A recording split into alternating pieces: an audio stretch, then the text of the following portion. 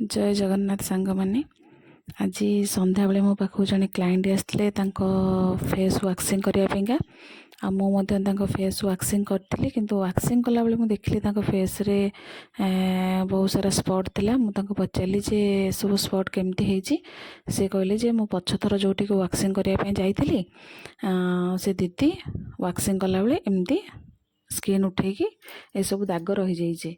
मु कह कथा जो मैंने फेस वाक्सिंग करवा जानी ना से माने कहार भी स्पेशल डे को खराब करंतुनी कहीं सी भी कहले मोर से दिन कोटिके जीवार थिला आउ करी घर को जाई सारा पर मो फेस टी एत जोरे पोड़ा जला है और रेडनेस आसीगला जे मु जाई भी पार्लिनी।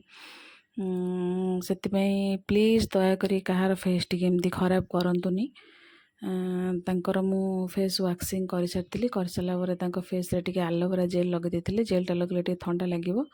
आ देखु मु वाक्सिंग कलापर देखो फेस टी किसी भी रेडनेस नहीं केते शाइनिंग भी करुची।